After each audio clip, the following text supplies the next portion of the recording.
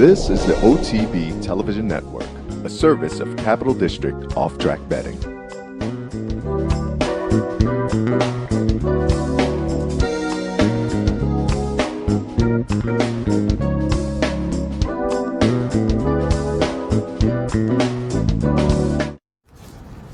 Good morning and welcome to Loose on the Lead on this Sunday morning, a beautiful Sunday morning, live from Saratoga, right in front of Clare Court. Seth Merrow, Steve Booth. Good morning, Steve. Good morning. What'd you put that over there for? Well, Jesus, you're unbelievable. I didn't know you wanted it on display. Of course we want it on display. We're the first people in Saratoga. You're the first guy in Saratoga to have a Haskell hat. And he's got it over there in the knapsack. He's already, in fact, he was listing it on eBay before the show already. I gave it to him 6 minutes ago. That's pretty good. I like that. Quick, right? Very good. You were down there, of course, during the radio show this week and got filled in. We'll talk a little Haskell in a moment. We'll certainly talk New York racing as well. I touted at the end of the Handicappers Report. Mike Welch from the Daily Racing Forum will join us in a few. We'll talk some of the races over the past few days with Mike. Jimmy Toner won the stake yesterday with Hunter O'Reilly, so we'll hit on that and much more. And Marshall Graham, you had pulled him over in the winner's circle. Educator, author. What efficiency in parimutuel betting was the paper he wrote. And so we'll talk a little about that, the math of the game, and much more with him. As fascinating a guy that's involved in the sport as you're going to find, and a big booster of the sport, and a bright guy that's bringing people in to the game with partnerships, and basically, as you mentioned, the education portion of it down in Texas. On the contest scene, he's a top-level player, NHC, BCBC. You're going to really enjoy all three of the guests today. Mike Welch will bring us up to speed on the Whitney Field and War Story work today. Yesterday, Gun Runner early morning. Was that this morning or yesterday morning? I've lost track. We'll get a read on next week, and of course we'll get Mike's take on what we've already seen, and Jimmy Toner, who just simply is as much fun and as popular a horseman as there is anywhere, not just in New York. And when Jimmy Toner wins, everybody wins. And nice day yesterday, 38,000 plus showed up, sunny, very comfortable temperatures. I think today's going to be much the same. Low roller contest, again, I touted that. As I say, you were down at... Doing a lot of touting. That's the second touting of the morning. Yeah, I try to tout as much as possible when I'm in here. Appreciate the cap, and fill us in what it was like down at Monmouth over the past few days. Well, I'm a shameless promoter of Monmouth Park, and I'm rooting openly for Monmouth's survival. It's important to the sport. It's an absolute jewel. When I lived in Brielle, New Jersey, and Monmouth was the first racetrack that I was able to attend on a regular basis. I mean, even though I grew up as a young kid on Long Island, then to Connecticut, didn't really get to the track on a daily or weekly basis. But living in Brielle, was able to go, and just fell in love with Monmouth, and go down each Haskell week. Come back on Friday night after the Friday show, just because it's a little awkward. I mean, they're going to go off today. I think at 5:35 is post time. It's on NBC. And then all of a sudden, now you're 2 hours to get out of Monmouth because there's one road in and out, and then the weekend traffic to get back. Beach country on a Sunday night is a little too much. But to go down there and get the scene and get everybody excited about the Haskell, and there's a lot to be excited about. This field is 7. And especially after yesterday and Good Samaritan's upset of the Derby Preakness winner, we're still waiting for somebody to emerge. And certainly if a Battle of Midway, an Irish war cry, Timeline. I mean, Timeline with a big opportunity. I pulled up the Pegasus here to look at Timeline. Oh, good. Timeline's going to be the number 2 in here in the Pegasus. Back in the middle of June, went off as the 1-9 favorite, so was supposed to win, but did it by a chart margin of 3.5. This was only career start number 4, but win number 4 for the Chad Brown trainee. Castellano scheduled to be down there. It looks like it's between him and Irish War Cry, up-and-comer, and Irish War Cry coming out of the second place finish in the Belmont, where top of the stretch he looked pretty good, and then Taprit got to him. But as you say, Battle of Midway's in your Practical Joke coming out of the nice try in the Dwyer last time. Gervin, Hence, McCracken. These are all horses who have made a name for themselves in the division, as opposed to yesterday with Good Samaritan, because he'd been on the turf. And as you say, with a nice win, they can kind of then move a little further in the conversation of who's going to be at the top of the class by the time we get to the end of summer. But it's an interesting field, and will there be another upset? Because it's just been that kind of 3-year-old season. I don't sense, when you look at this field of 7, that anybody that wins, I mean, Gervin would be maybe the least likely, Hence probably next least likely, McCracken probably next. So the 1 through 4, Irish Warcry on the rail, not the most advantageous draw for him. Battle of Midway, the third place finisher, of course, out of the Derby, and then went and won the Affirmed, and then Time Blind, a Practical Joke for Chad Brown. And you look at this field, everybody is coming out of excellent performances. You got 5 stake winners in their last start. You've got Irish Warcry second in the Belmont, and you've got Gervin, a nose loser to IRAP, who has won 2 stakes since the Triple Crown. I was going to say, if Gervin wins more than having him move up, I think he flatters IRAP. We said last week, I think it's just sitting there in a funny position to really move forward in this division. Absolutely. Ask Doug O'Neill, in fact, after these 2 wins from IRAP, I've asked Doug O'Neill, what do you think you have to do now to win the 3-year-old division? And he said, we've got to win at least one of the grade 1s, Travers or Pennsylvania Derby or both, and then have a big effort in the Breeders' Cup Classic. That's the way they're thinking. And as long as different horses keep winning these high-profile second, grade 2, grade 1, 3-year-old exclusive races, somebody's got a chance to emerge. I can't talk about Haskell. If you've listened on the radio the last several years, actually, and especially this year, I cannot help myself when it comes to Isabel de Tomaso. This is the 50th Haskell.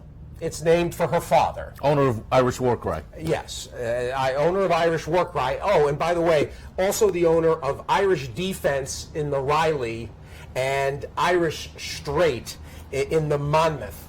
She has 3 horses running today on Haskell Day out of the same mare, Irish Sovereign. There's been research, in fact, Lynn Schneerson has been trying to do research to see if anything like this has occurred. There certainly has been siblings run on stakes days, and that isn't necessarily so unusual, but to have 3 out of the same dam is really unbelievable.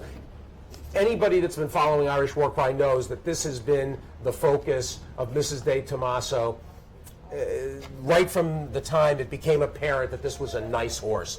And I've told you before, if you listen to the radio show, you know what a fascinating life she's led as a race car driver, open wheel, 24 hours of Sebring and Daytona, that kind of thing, then raced in Europe.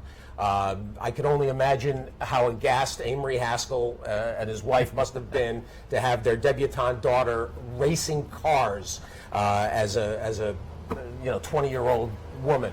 She's an amazing person, and I'm sorry, I can't help but I'll be happy for whoever wins. But Isabel de Tomaso winning this race would be one of the best stories in recent memory in racing. Yeah, and it is a nice stakes card. The Monmouth Cup, race number 3. The Monmouth, race number 7 on the card. The Riley, race number 8. Then we're going to move on to 10th is the Molly Pitcher, and the Matchmaker right after that, leading into the Haskell. And I'll make a reminder, because the notation came fairly late in the week. There is another NYRA cross-country promotion. It's not really cross-country, it's down the seaboard. Monmouth and NYRA today with a pick 4. It starts with the Matchmaker, then comes here for the 9th race, that allowance, then goes back to Monmouth for the Haskell, and then finishes up with our 10th race here today,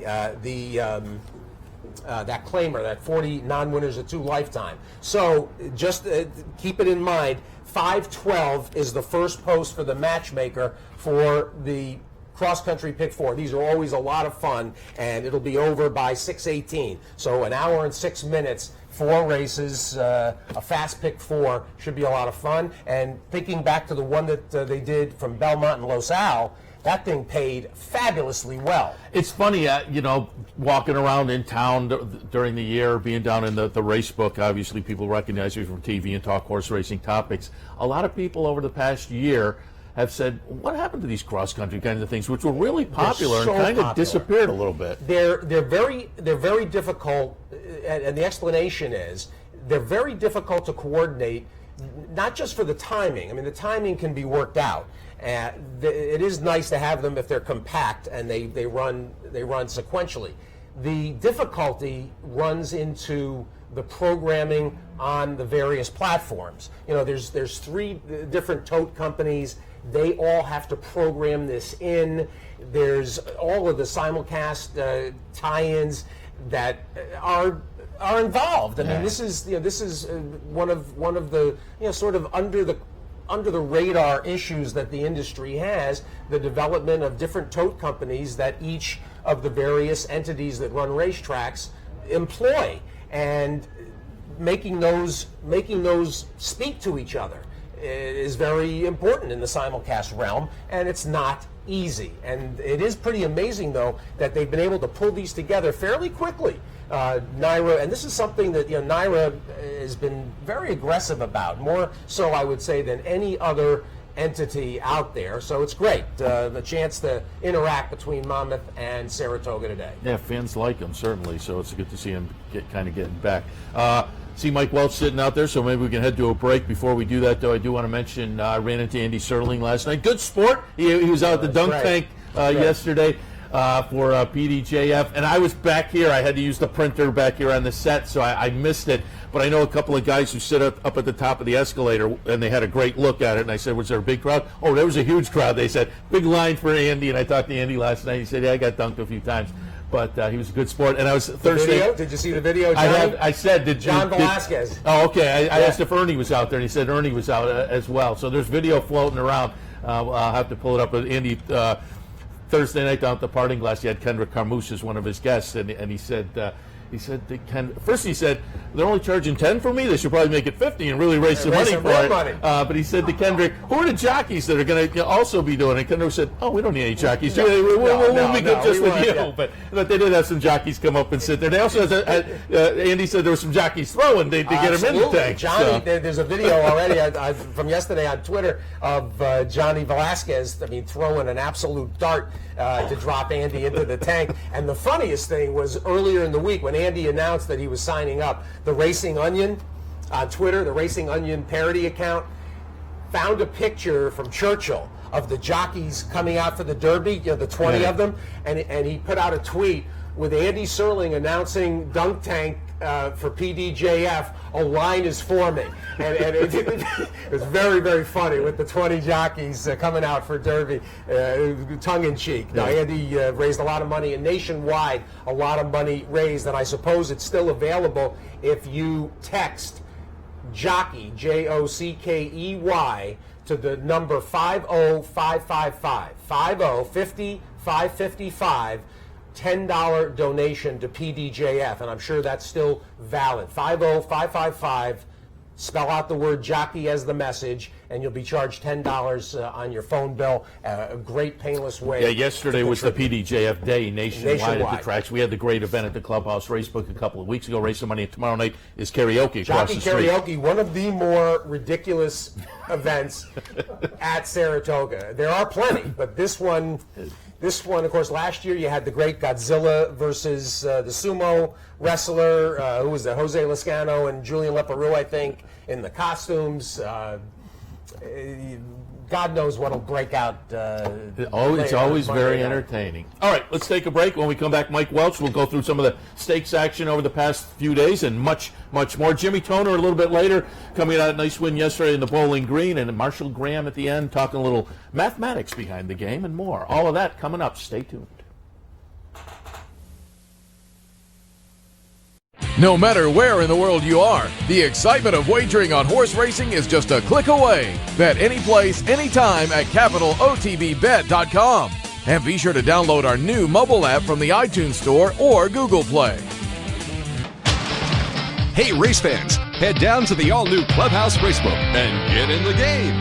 with live horse racing on more than 250 flat-screen TVs, state-of-the-art wagering terminals, fantastic food and drinks, an amazing Vegas-style atmosphere with seating for nearly 900 of your closest friends.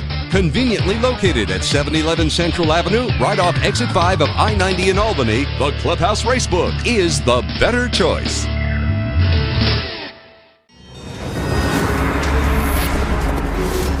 EquestriaCon. The first ever international racing convention. First ever.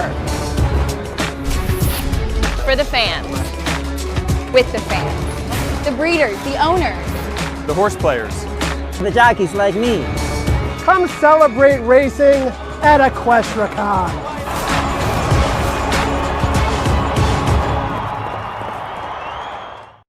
Now it's a global series. The best racers from all over the world, the best trainers, the best jockeys. You can get a free entry into the Breeders' Cup, and everybody wants to run in a Breeders' Cup race. You get your travel expenses paid for the Breeders' Cup. Automatic berth takes a lot of pressure off. If we're considering two different races and one was a win and you're in and one was not, that would be the tiebreaker. It's probably the best thing that's happened to racing in the last 10 years.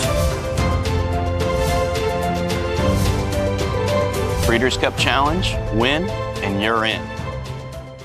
With more than 60 Easy Bet and branch locations throughout the region, you're just a short drive from all the top tracks across the country and around the world. For a complete list of all Easy Bet and branch locations, visit CapitalOTB.com. Capital OTB. We're closer than you think. Welcome back to Loose on the Lead on this Sunday morning, live from Saratoga. Seth Merrill and Steve Bick. Happy to be joined now by Mike Welch of the Daily Racing Forum. Good morning, Mike. Good morning. And Mike, of course, had him on a couple days ago talking about the workout report. I'll just tout that a little bit before we get into other conversation. If you want to keep up with the workouts, you can do it via DRF.com. Mike, a big part of that. And Mike, we talked a little bit about the nuts and bolts that you do behind the scenes, which is always interesting because as I've learned more and more about it, you know, it's not just going out there with the stopwatch and writing down names. A lot of times you don't know who they are, and you got to match up the markings and whatnot. So we talked about your nuts and bolts. The flip side of that, for folks who use the workout reports, would you agree, first-time starters up here, it's a big part of Saratoga, and I always say I like what you can find that's not on the page. I look up the breeding and some of the things that happen at the sales and whatnot, but I think folks can get some good information on first-time starters using the workout reports because, as we said, it's not how fast you go, it's how you do it, and you can get an idea on some of those first-time starters. Yeah, I mean, that's the big part of it, how they do it, who they work with, you know, what the intent is for the work, how they finish, are they in hand, are they driving? I mean, you know, horses could work the same time in two different sets, and, you know, they're two completely different worlds apart as far as what the riders were doing. So, you know, we try to be as descriptive as possible and try to get the sets in there. I even try, you know, sometimes I don't have all the time in the world, try to look up the workmates, and so I could say so-and-so worked with this horse who won a maiden race last time, who was, you know, still a maiden or is unraced, so to give you an idea there. Don't always have the time to get them all, but we try to get as many as we can. Try to give as many fractions as we can, and gallop outs too as much as we can, because the gallop outs can be really important on these horses. As I saw with Keen Ice yesterday, you know, he went a half mile in 49, but that didn't tell what the work was all about. So, you know, those are the kind of things we try to provide, you know, rather than just the raw times that you see in the paper. There's a whole world of difference there. And again, you can find the workout reports available at DRF.com. Highly recommended. Let's go back to yesterday and talk some of the stakes action. Let's kick right off with the Jim Dandy. We got the stretch run here. It'll be Good Samaritan making a nice late run, moving from the turf to the dirt and establishing himself now as a player in this 3-year-old division. On the early fractions, it's hard to believe Always Dreaming didn't just run away, but when he started to duke it out with Cloud Computing at the top of the stretch, it looked like it was going to be an intriguing stretch duel, but no, as the Bill Mott horse, again, coming from the turf and trying dirt for the first time, really makes a laugher of it. And I said earlier, kind of exposing the Triple Crown season in the 3-year-old division at this point. Yeah, I mean, in some respects, I think that's true. It's hard to imagine that a horse who had never been on the dirt before would, you know, defeat the Derby and Preakness win. I don't know if you were watching there as they were galloping out in the turn. Always Dreaming did kind of come back. He kind of rebroke a little bit. Maybe it was a factor or two of the winner just having had enough at that point and easing up too. So, but it was kind of a perfect storm, you know, as far as that one. Trip-wise, I mean, I know Always Dreaming went a little bit easy on the front end early, slow, but then he got taken on by Cloud Computing. Then Pavel come on, and now the three of them are dueling. So it wasn't the easiest trip in the world. It looked early in the card like the rail was the place to be, too, so you thought that was an edge for Always Dreaming. But, by that time, we had some turf races. It had started to warm up a little bit, so maybe things changed as far as the racetrack went, too. It's hard to say with any certainty there, but I think it was trip-wise, it was a perfect storm for the winner, who, look, may just be a dirt horse. He's bred for the dirt. They kind of wanted her. I know Elliot Walden been wanting to get him on the dirt all the time. I bet he didn't sleep a wink last night, after this performance, thinking I might have had the Derby winner, if we had gotten him on the dirt earlier, but circumstances just didn't allow that to happen. And he was not. The horse himself was not ready for the prep season. Right. And so they sort of missed it, and then they just went on with what they knew his aptitudes were for by focusing toward the Belmont Derby. And they knew that after the Belmont Derby, they were going to have opportunities to do this. I'm going to bring up something, Mike, that just occurred to me watching his action, and that is the clay content that's been added to this racetrack. And if we go back and think about Churchill, where clay is a big part of the loam, you wonder if a horse that's got turfy action is going to take over this track. I mean, the Churchill horses have been running very well here, and I gotta think that the composition of this track contributes to that. I think it's possible. Again, it's every horse is an individual, and everyone is different, and will all take to this surface in a different manner. So it's hard to say that with any certainty if that was part of the issue here. But what this does is just throw that muddled 3-year-old picture into more confusion. We're going to have the Haskell today. We see what happens down in Jersey. But I think one thing that's almost for certain, we're going to have a full gate when we get back here for the Travers in 4 weeks, because nobody's going to be afraid to run against anybody. Well, and we also know on that topic, you got Tappert waiting, you've got West Coast from Baffert, you've got Classic Empire trying to make it, IRAP is probably coming, so there's 4 that aren't even involved this weekend that are pointing for the Midsummer Derby. Yeah, you talk about a division that's certainly up for grabs right now. I saw Graham, I ran into Graham Ocean last night, and I said, well, you had to be happy with that result, because this gives you a chance to move up in the pecking order with a big effort today. And he just smiled and kind of agreed, but he didn't want to say too much because the race was coming up the next day. You don't want to make too many comments there until after the fact. So we'll see how Irish Warcry and the rest of the group down there go, and we'll start assessing things on Monday morning. We can all be Monday morning quarterbacks and try to decide if the season ended after the Haskell tomorrow, who would be the 3-year-old champion? Maybe Colefront. Well, we'll get to Colefront in a minute, and I do want to, since we're talking 3-year-olds, you got the Haskell PPs in terms of particularly the Chad Brown runners, Timeline, and Practical Joke. Anybody, the others that have worked locally, give us a little feel for what you might have seen at Belmont at the end of the before we moved north, and anything else. Timeline is trained very well. His last work was a 48 in company. I'm trying to remember, it was another stakes horse that he worked with of Chad's. They were both like under a hammerlock finishing, and both galloped out well. So it would be a B+ work if we were doing a Clocker report off of that work. Practical Joke has been down at Belmont, so haven't seen him. I guess that's about the only one of the whole bunch I've seen. Just so interesting to see what we're going to get from McCracken.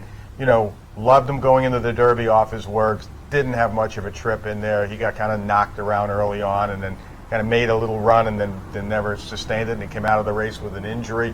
Not sure how he's training at Churchill. Obviously, haven't seen him, but it'll be intriguing to see. Maybe he's going to need a race off the bench in here. If a gun to my head, I'm going to go with Timeline there today, but it's going to be, after what we saw yesterday, it's hard to predict anything anymore in this bunch of 3-year-olds. You mentioned Colefront and going back to the Amsterdam. I'm not comparing necessarily, but it was this time last year, the Saratoga meet. Arrogate and Dre Fong kind of separated themselves a little bit in their various divisions, 3-year-old and the subdivision of 3-year-old sprinters, and Colefront yesterday in the 3rd career start, stepping into stakes company for the first time in the Amsterdam, looked pretty good. We'll watch the stretch run. Colefront's the number 2 horse, 3-5 favorite, wins by a chart margin of 1.5, and again validates what we saw in the first 2 career starts as he does move into stakes company and start number 3, now 3 for 3. Yeah, I mean, he's still inexperienced. He's still probably, learning what this is all about. He did have a funky little trip down the stretch. you know, he got challenged early by a pretty nice horse, Mo Cash, and, you know, was never really threatened here by Al Stahl's horse, who ran well, but he too benefited from what everybody else did, sat back, you know, let it develop up front, and made a little bit of a late run, although it was a good effort on his part as well. But Cold Front certainly bred to go further. You know, when asking Todd about that, he said, well, you know, looking forward to at least stretching him to 7/8 of a mile, which was a pretty good hint, I think, that he's coming back in the Alan Jerkins, formerly the King's Bishop. 7/8 is next step there. You know, at some point, will he try him around 2 turns? I mean, you know, I mean, obviously down the road, I think he will. At this point, maybe he's just going to try to keep him sprinting. He's a lightly raced horse who, I don't know if I'd mentioned it here before. It's probably been written. This horse was the fastest 2-year-old that we had last year at Todd's in the morning, and then he got hurt pulling up after a gate work one day. I think it was a 58 and 3 or 4 gate work, and he got hurt. So patience is a virtue in this game. They had to wait to get him back. I know they had high hopes for him all along, and he's certainly shown that so far. Not easy to, you know, in your third career start and first stakes effort, win a graded stakes, but I think we're going to hear a lot from him down the road, and I'm going to guess the next time we'll see him will be in the Alan Jerkins. Got 100 buyer, by the way. Well, he's progressing nicely up the buyer scale. 105. Oh, okay. Well, he really jumped off the scale. So 100 for Good Samaritan. Okay. All right, why don't we move on now to the A.G. Vanderbilt, the older sprinters, and obviously this was affected by the scratch AP Indian. I had that one on top, and I put El Deal right underneath. I didn't know what to do exactly with El Deal. Coming out of 2 triple-digit performances, nice, but one was at Monmouth, one was at Charlestown. What do you make of those? Well, he certainly validated those performances. The number 3 El Deal wins by a chart margin of 8. I thought Awesome Banner offered some value in here. I had a decent little exacta. Awesome Banner went off at 11-1 and a good second. Limousine Liberal went off as the 8-5 favorite, which I found a little bit surprising. Ran third in here, but boy, El Deal just runs away and hides from him. Yeah, he did, and you know, he ran super. Take nothing away from him, but the other contenders really didn't show up. I mean, Limousine Liberal didn't break real sharp. He got back a little further than I'm sure he wanted to. And I'm sure his connections wanted him to, and he never really got going. I was really disappointed in Birdsong. He had worked so well. Someone said they didn't like the way he came over in paddock. That he does have a tendency to get hot. He got real hot before that work last time, but I thought that was a factor of him being on the racetrack so long that morning because of an injured horse. But he swung out. Now, he swung out wide, and again, it sure looked like the early portion of the show, the races yesterday.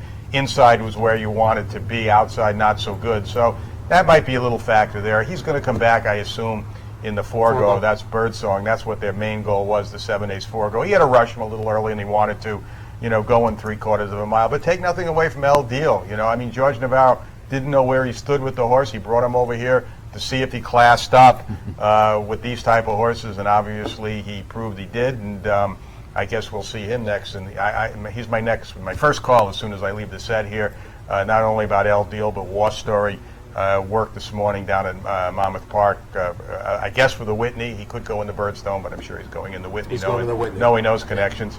So, but take nothing away from El Deal. What buyer did he get? 112. 112. Unbelievable. Unbelievable. They maybe want to skip the Forego off of 112 because Feverill Horse was going to take a bounce. You know, 4 weeks off of 112 from his previous numbers. Maybe he's going to regress off that, but. It's, you know, too bad we lost AP Indian. I'm sure. I mean, the way El Deal ran, it's hard to believe that he would have beat him. But where was Green Grotto? I mean, 22 and they 45. rated him back. Yeah. I mean, why would you even bring? Already, you know, the Green Grotto doesn't seem to run anywhere except at Aqueduct. But why would you even run here if you're not going to the lead? There's only one chance for Green Grotto to succeed in this spot. And it wasn't to rate. The race was, I mean, it was already a compromised with AP Indian not there, and he doesn't have El Deal's speed anyway. I mean, the best he would have been early was third. But when Green Grotto wasn't there in the first 100 yards, the race was over. Yeah, I was surprised to see that as well. And if AP Indian had been there, he wouldn't have run with El Deal early, but he'd have been pushing him along, and at some point might have gotten would have made a run at him, maybe around the quarter pole, and might have changed things a little bit. But you know, the way El Deal ran rest at 112 buyer, AP Indian wasn't going to run a 112 buyer. You know, now horses tend to run bigger numbers when they're loose on the lead like that over a track that seemed to be speed favoring. So we'll see if you know, I'm going to guess he's not going to come back with that kind of a performance next time, but certainly deserves a shot at the Forego off of that. I will say Birdsong owned by Mary Lou Whitney. And Mary Lou Whitney was a rail bird yesterday. She was standing there right on the rail watching the race with the rest of the rail birds there. So that was intriguing. Wanted to go back to the opener yesterday and get some thoughts on the first-time starter from Todd Pletcher. It's always about 2-year-olds. A lot of fun up here at Saratoga. Motivation. Todd was on with Mark Casano last week and mentioned, I think, 3 2-year-olds. This was one of them, and we'll look at the stretch run here. Motivation will be the number 5 horse, wins by 2 lengths as the 4-5 favorite, and looked pretty good in the career debut. Yeah, and again, I don't know how much the racetrack affected this. Speed on the inside was good earlier. Maybe these were just the best horses down in there. Maybe we were jumping to conclusions. Sometimes you do that with racetracks, and that just turns out the horses that were best won down in there. But we had a couple of B-plus works on him. You know, Todd has said all along this was one of his best. And once he jumped out there on the lead, you had the feeling the race was over. Good effort by the Asmussen horse. We had him working well, too. He was a little generous at 6-1. The Ian Wilkes horse disappointing, especially since he had a race under his belt. The theory was with this racetrack being a little on the deeper side lately, horses with a race under their belt in these kind of events had the advantage, but he came up empty down the stretch, and it just was, as it turned out, a 2-horse race among the 2 first-time starters. But good effort by both horses. Take nothing away from Steve Asmussen's horse as well. He ran a good race also, and he'll be tough to beat when he comes back next time, I assume, later in the meet in one of these maiden races. Syndergaard today. Any thoughts? He's been working okay. I can't knock from what I've seen there, but he's been a big disappointment. I really haven't delved into that race, so I don't want to go out on a limb. But workout-wise, he's done all right. And we should ask about Gun Runner too. Dawn Patrol. You better be up with the birds if you're going to. Well, I was up with the birds on the main track, but Dave Grenning was up with the birds on the other side. Nice. So he saw him, and it was just what you expected from him today. Just that typical Steve Asmussen, 5-6 days out before a race. He had his big work last week, and it was terrific. He's certainly sitting on go. He's looked good. He's brought him over to the main track several times to gallop, and he's been a handful in the morning. His engines are ready. There's nothing that tells me he's not going to bring his A game over for the race next week. But Keen Ice, like I said yesterday, I said yesterday morning's work, he looked terrific. His gallop out was super strong. He seems to be coming out of the Suburban every bit as good as he went into that race. And it looks like he's, sitting on another huge effort. So it'll be interesting to see. I mean, I think those two are going to put on a good show in there. 86 buyer for Motivation. All right. Pretty good first-time starter. Nice number for a debut. All right. See Jimmy Toner out in the green room, as it were. So we'll head to a break. Mike, we always appreciate the visit and the thoughts. Again, you can find Mike's work, the workout reports, via drf.com. You can find Mike handling some of the writing action up here at Saratoga as well on a regular basis. Mike, appreciate the visit. My pleasure. Mike Welch, we'll take a break. When we come back, Jimmy Toner won the Bowling Green yesterday with Hunter O'Reilly. We'll hit on that and much more right after this. Stay with us. This is unbelievable! Zenyatta! What a performance! One we'll never forget. Looked impossible, but it is Zenyatta, still unbeaten under Mike Smith. As an owner, I love the Breeders' Cup Win in Your In series. To win one of these challenge series is a way that we kind of map out our schedule throughout the year with our horses. If you win one of the challenge races, you have a very good horse. The King George, which is our Win in Your In race, provides the top middle distance horse in Europe. We saw Highland Reel run in both races. We know when we show up at the Breeders' Cup, we've got the world to beat, not just everybody in the United States. Breeders' Cup Challenge, win, and you're in. Not at the track and not near a computer? No problem. Wager with Capital OTB's Touchtone Wagering System and you'll never get shut out again. Capital OTB's Touchtone Wagering System is quick, simple to use, and guarantees your wagers are accurate and placed on time. For more information, visit CapitalOTB.com or call Capital OTB's customer service hotline at 800-292-BETS. Capital OTB's Touchtone Wagering System. Never get shut out again.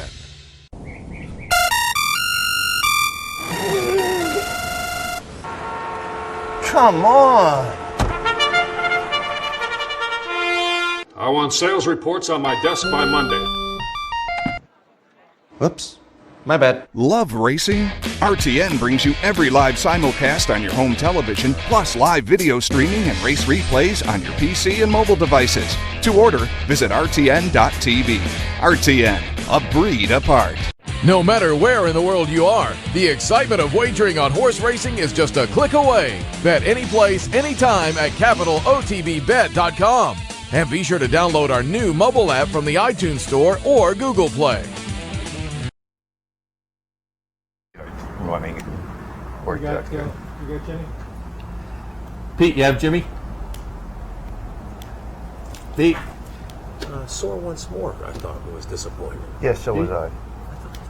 You know, she leaped coming out of the gate, and then she put herself in the spot. Oh, welcome back. So far back. We're back. We're back. Customary to give us a heads up. The guest between us, Jimmy Toner, of course, one of our favorite winners on the racetrack. And yesterday, an absolutely thrilling Bowling Green, longest standard downstate, and very well situated now upstate as a prep toward the Sword Dancer. And is that your first Bowling Green win? No. Yes. It is your first.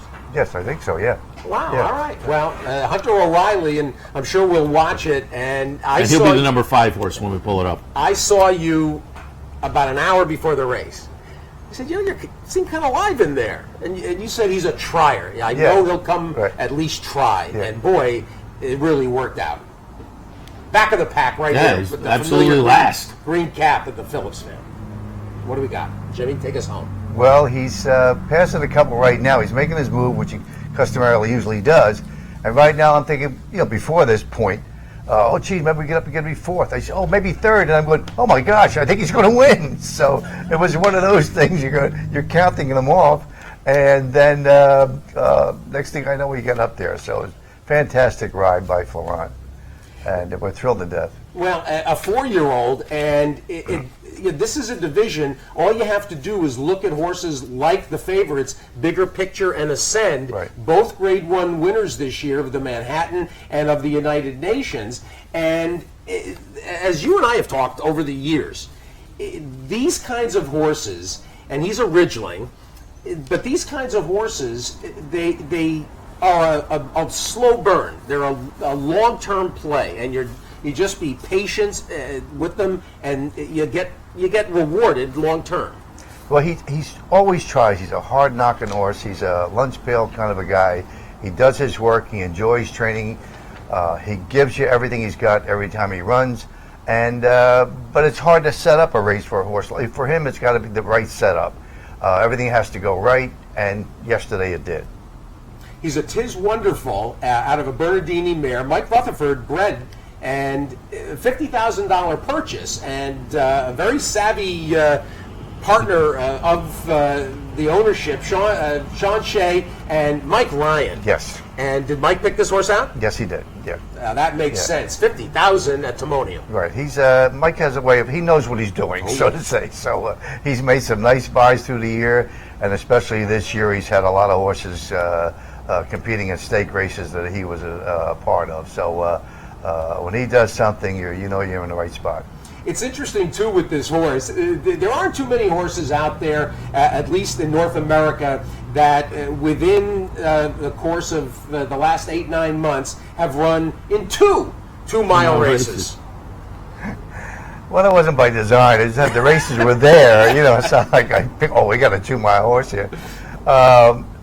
Toward the end of the year, I figured I'd try to get a run into him before we freshen him up. So we ran him at the McKnight Handicap. And actually, it was the best race he had run, the highest number he had run, and he got beat 2 lengths. And he was off the board, actually, but he only got beat 2 lengths. And that's, just looking at that, Jimmy, there's a little bit of an angle.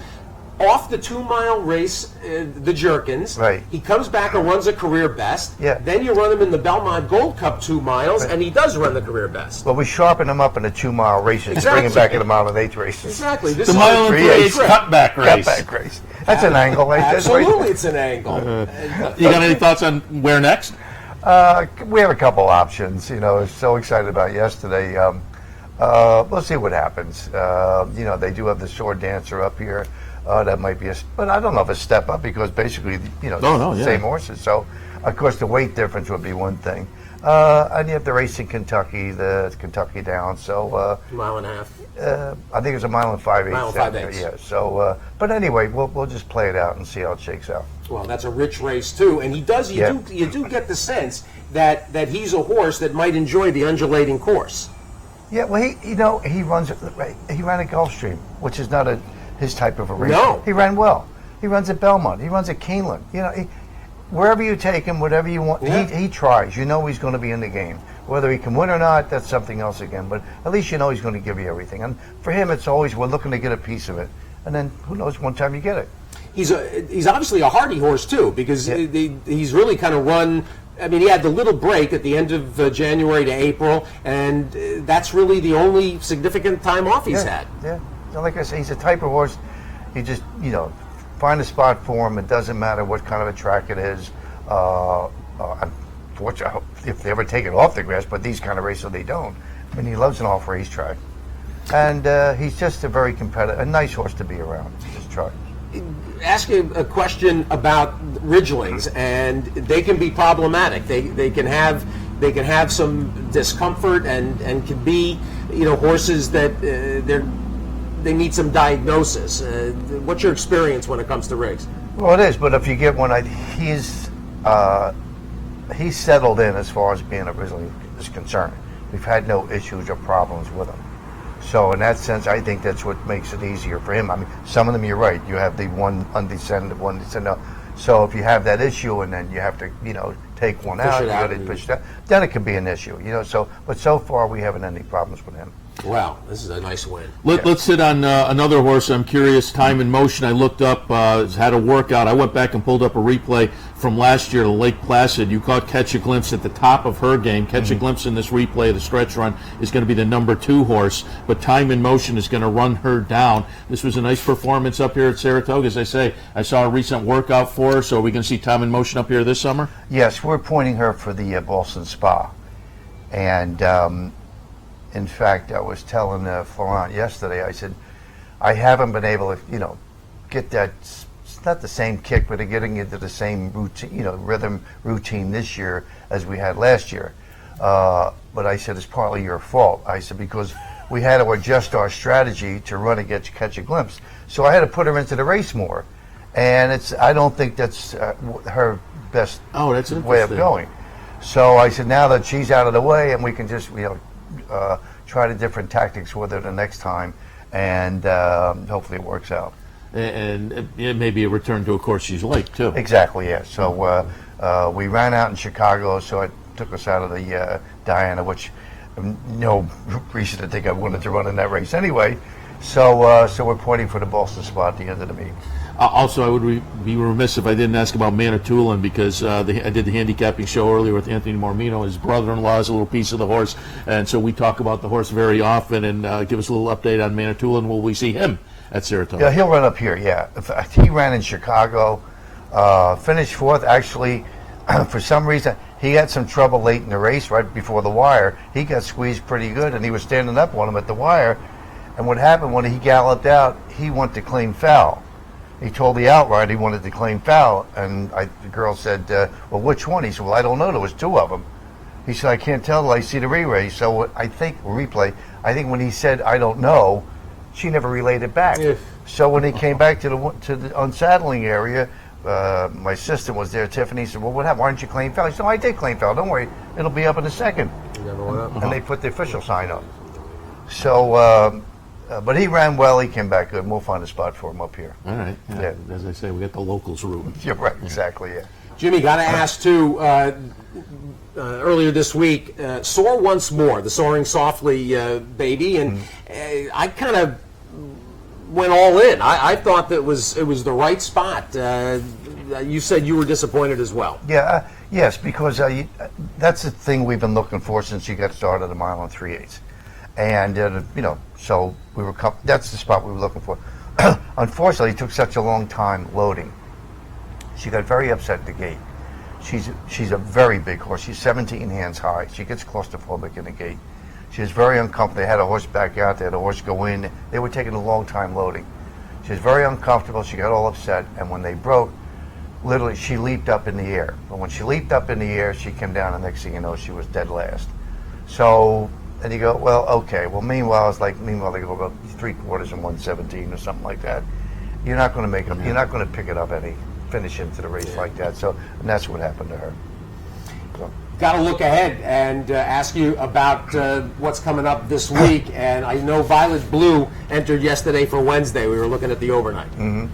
Yes, she's in Wednesday. I mean, she's doing very well. Had a nice work at Oklahoma the other day. She's coming into a good order, and she's coming out of a pretty good spot too. So I think she fits in here. Yeah, ran in the Belmont Oaks last time off the maiden break. Yeah, so that was an ambitious spot. Now you're getting back into more you know what? level. Anytime they put up $1 million, you go, take a shot. Yeah. You know, and you're not looking to win. It's like yesterday. You're not looking to win. But if you can pick up a piece of it, make some money. I was hoping maybe she'd finish 5th or 6th. They paid back pretty good in that race. Yeah. And, but meanwhile, okay, now back to reality. It's pretty good reality, though. Non-winners and one other than for $85,000. Yeah, exactly. That's not bad either, right? Yeah. How about Cool As You Like? She's doing really well. I have her back down at Belmont. She'll be up here this week. I didn't want to bring. She just ran before we shipped up, and it was hot, and I didn't want to be bringing her up here right away. So she had a nice workout down there last weekend, and we're bringing her up here on Wednesday. And then I haven't found a spot for her yet. So next book, because she just ran. But I think she's got some future in front of her with some New York. Seemed like a nice. Yeah, it was impressive. It was a good race for her last time. Well, Jimmy, uniform pleasure when Jimmy Toner wins, and as we say, anybody looking to get started in the game, good hands with this guy who has been winning for as long as anybody can remember at the spot. Been here for quite a while. Yes. Yeah, and you got a ways to go yet, and on your way to a nice year. I think so. Yeah, at this juncture. Yeah, we're doing well. I was hoping to get off to a better start, like with Time in Motion. We're still working our way there. She's still there. Everything is great with her, but we're still we're working at it. We're going to finish up really well. Well, like I say, one of the easiest outfits in the game to root for. J.J. Toner, as always. Thanks. Thank you very much. Appreciate the visit. Thank you. All right, we'll head to a break. When we come back, some more of Loose on the Lead on this beautiful Sunday morning up here at Saratoga. Stay with us. Face it. Most horse racing websites are just too much clutter, too much to navigate through. Next time, log on to CapitalOTB.com. Our newly designed website is easier than ever to use, with all the information the professional horse player needs. CapitalOTB.com. Hey, race fans, head down to the all-new Clubhouse Racebook and get in the game. With live horse racing on more than 250 flat-screen TVs, state-of-the-art wagering terminals, fantastic food and drinks, an amazing Vegas-style atmosphere with seating for nearly 900 of your closest friends. Conveniently located at 711 Central Avenue, right off Exit 5 of I-90 in Albany, the Clubhouse Racebook is the better choice. What if there was a way to become a better horse player, to have a better knowledge of the game, to be more successful? What if there were a way to take what you've learned, what you know, and make better decisions, better choices, to know how to connect the dots? In horse racing, knowledge is a powerful tool, but not the only tool. Race results and replays, past performances and live streaming, wagering from all your digital devices. These too are important tools, and you'll find them all right here at Capital OTB. Capital OTB. Become a better horse player. In a recent study of some of the top online wagering sites, Capital OTB won big in total player rewards, far surpassing some of the best-known wagering sites in America. While other rewards programs simply offer you points redeemable for gift cards, Capital OTB's rebates are paid to you in actual cash. Plus, Capital OTB gives you full and immediate access to your money. So if all you're getting now are points and gift cards, join Capital OTB Player Rewards today and get cash back. Visit CapitalOTBBet.com and sign up today. We're back on Loose on the Lead on this absolutely glorious Sunday morning at Saratoga. And yesterday, as Seth and I do on Saturdays, figuring out who can join us on the set and bring an interesting perspective to the show. And I saw Marshall Graham who's as fascinating an individual involved in this sport as has come around in a long time. Marshall, a professor of economics at Rhodes College in Memphis, the leading liberal arts institution, and is breeding, he's owning, he's in the NHC, he's, you name it, bringing people into the game, offering college courses on aspects of the sport, and it's a real pleasure to welcome Marshall Grant. Oh, it's great to be here. I appreciate y'all having me on. Are you pulling in the other educators in the teachers' lounge between No, classes? no, I'm not turning any other professor. Well, that's unfair. I've turned one other professor into a horse player, and but I taught a course this spring for college credit. It was an economics course, the economics of racetrack wagering markets, and fundamentally, it was a course about horse playing. I had 35 students enrolled. So for the school I teach at, where average class size is under 20, it was one of the biggest classes offered. And so I had to move to a bigger classroom. We had the full energetic class, and is the text the racing form? Well, that was a tricky thing. I did acquire 2 books: Brad Free's Handicapping 101 and Buyer on Speed. And we had to make it an economics course. So we did do a lot of pricing. We looked at pool movements, and we evaluated they had to know how to calculate all the pool prices and calculate fair odds for exactas and tries.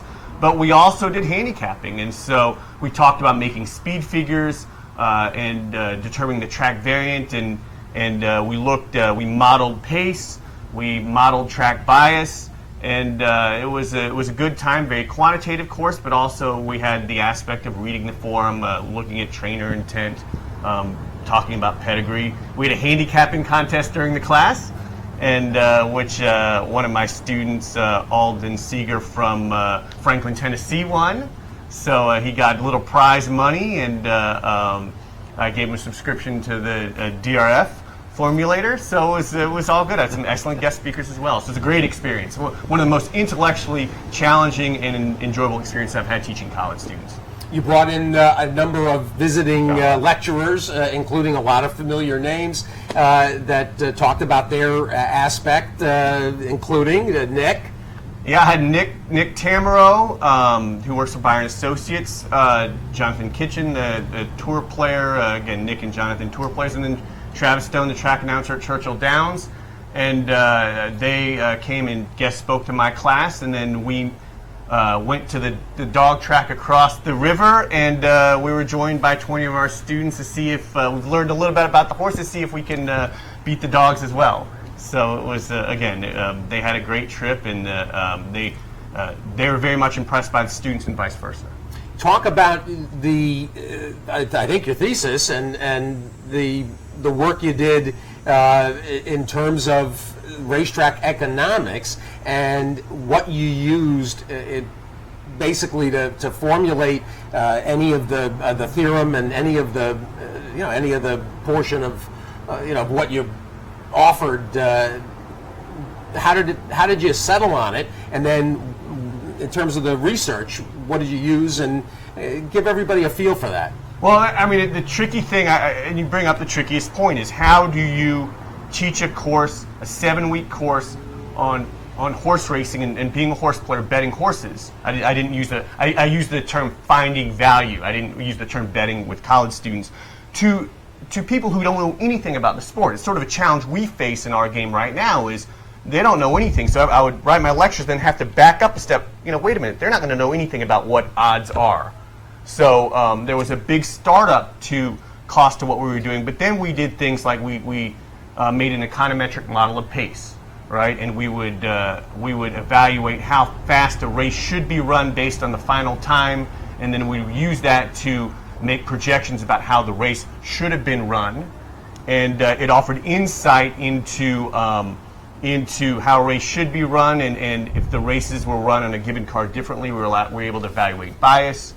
Also, it allowed the students to look at the form, and they could evaluate each particular race on the card and determine, well, this is a fast pace, this is a slow pace, based on our model. Very similar to what they do with race flow, right? And so, and again, I had them actively handicap. We had 15 races in our handicapping contest, so every day We would handicap a race. We would do some of it together. I would often have a guest, sort of a guest speaker. I'd do a 5-minute video for me. Vic Stauffer did one. Jack Jenkins did one. Philly Joe. And they would go through the race. The students would formulate their opinions. We'd watch the race together and evaluate it afterwards. So we did some modeling to ensure we had economics in it, but then we also did sort of the standard horse playing stuff that you and I look at in the racing form itself. That leads me to a follow-up, which is going to make some assumptions on your economic strength. Quirin theory and Pacetine, I'm going to assume you're a pace player and a pace handicapper, regression analysis and diminishing pace. That is an area of the game that is probably the most emergent of the various styles. I mean, certainly, trip handicapping has been enhanced in since the era of the VCR.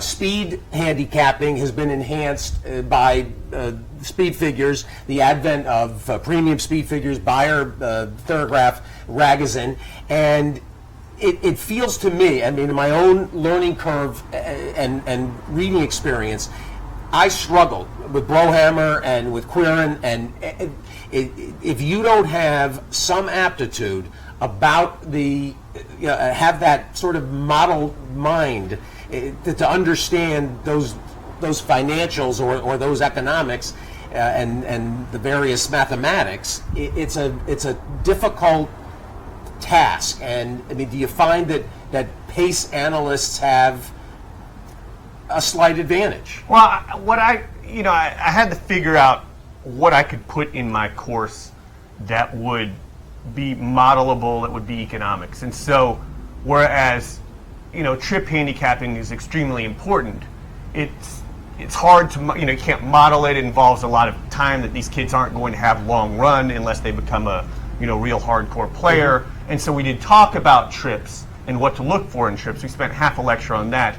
But pace lent itself to be modeled. Right. And so I think that's in part why I did it. Again, trying to figure out what is important. We did do some Sarton Broheimer stuff, not as deeply as maybe you could have gone into, but it really, it opens your eyes to teaching this course. I just have a library of books, realizing, this not only might be one course, this could be a major, right? You could have a whole course on pace, but you bring up Quirin. The first thing we did handicapping was Quirin speed points, right? Just the basics of who's going to go to the lead and how fast the pace might be. That's the first thing we did before we could even read the racing form.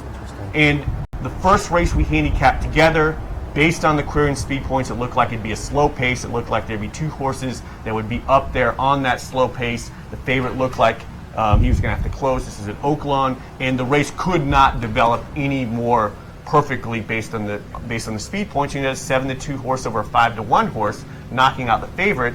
And my students, half of them had the 7-2, half of them had the 5-1, and so their class ROI was huge, for that. But that was where we started. We started with Quirin, and then we delved into how the speed figures are made, determining the track variant. Right, because I'm a firm believer in speed figures, and I came up initially as a speed figure player. I grew up in D.C. and I read Bayer was the first thing I read, and I believe the Bayers are as good as any other figures, but they're so incorporated into the odds that when they tend to be the best figure, well, the odds reflect it. When they tend to be off, right, then the sheets people tend to, or time form people, whoever the other figures tend to pat themselves on the back, and so we dug into them to look at where are they creating the variant, why are they doing it, and looking at some insights where they might be, where we might sort of challenge some of their assumptions. Because, again, they're going to be right most of the time.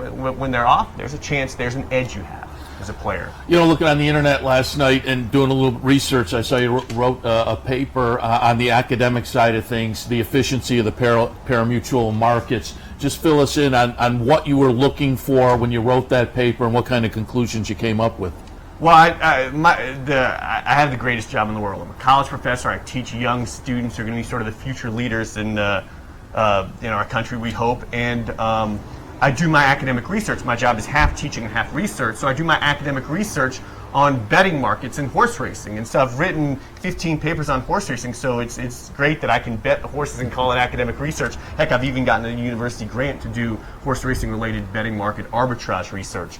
And so, basically there's a fairly long line in finance on the efficient markets theory that assets are efficiently priced, and it's reflected in racetrack wagering. I mean, in any given race there may be pricing inefficiencies, but in the long run, a 6-to-1 shot, a fair odds 6-to-1 shot wins 1 out of every 7 times, right? And so, it's a very tough game we play. Bettors collectively are very smart. The wisdom of the crowds is at work, and the prices are very efficient.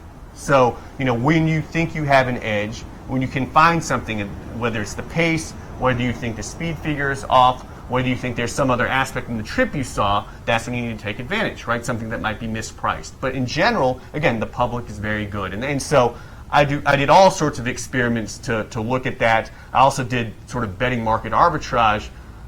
There is some evidence that the win pool is the most efficient pool of all of our pools. But it is the most efficient, but it's not, you can't use that information to arbitrage the pools, because those pools are very good as well, and you face the takeout. I'm curious, you're an economics guy, so you're into the numbers and whatnot, you're a horse player, the efficiency of the markets. What bets are your favorite bets? Well, I love the pick 5. Which seems to be kind of everybody's favorite over the past couple of years when you talk about efficiency and the price you get back and whatnot. You're getting a 15% takeout. You're also getting you're able to get a real. Some of them pay very well. Churchill especially offers you a real bang for your buck over the parlay. The one here at Saratoga is very good. I think it is one that you have to have a pretty good sized bankroll to work with. And if you're able to make some funny things happen, you can get nice payoffs. I'll play the pick 5 every day at Saratoga. My partner in 10 Strike Racing, Clay Sanders, and I play the pick 5 every day together here, and play the pick 5 every day at Oaklawn. So those are the 2 tracks that I primarily play. So, but that's my favorite wager, and I'm primarily a win bettor. Otherwise, I don't like to overly complicate things.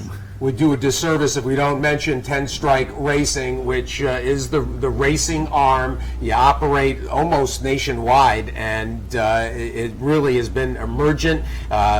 You talk a little bit about the racing side of your interests. Well, I claimed my first horse in 2008. That is now a broodmare for me, and I have one of her sons here at Saratoga. But we primarily are interested in I'm from Memphis, Tennessee, so we're primarily interested in winning at Oaklawn. That's kind of our home track. But we have horses sort of across the nation. I have a string at Golden Gate, at Laurel, at Parks, at Monmouth. We won the Parks title last year. And we have a few up here at Saratoga. Brad Cox is one of our trainers. George Navarro, I was excited to see him win his Saratoga Grade 1 yesterday. Carlos Guerrero at Parks. Up here, Chad Summers and Abigail Adset have horses for me. And so we have partnerships that extend from claiming horses to buying yearlings and 2-year-olds in training. And we've won 45 races this year, and it's a lot of fun. I never thought I'd be this big in the ownership, but again, it's also, I feel like I'm applying economic modeling to buying and owning racehorses. At least it's much trickier because your sample sizes you work with are a lot smaller, right? But again, that's again something that I enjoy doing, and it's a way I've learned a lot more about our sport. It's changed me as a handicapper.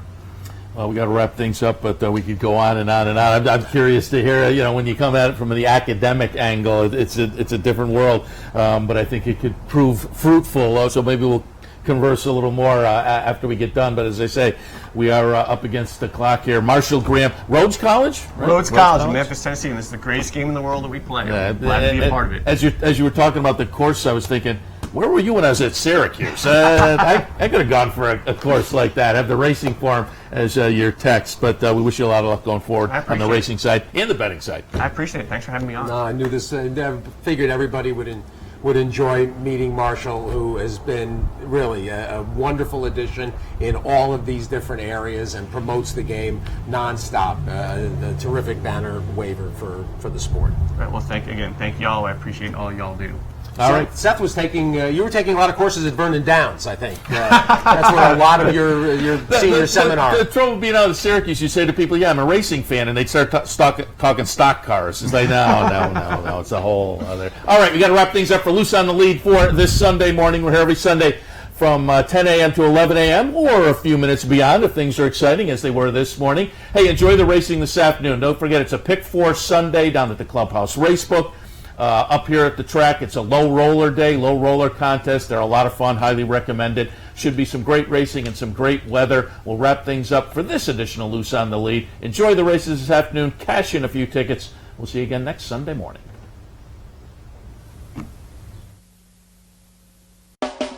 You're watching OTB TV, a service of Capital Off Track Betting.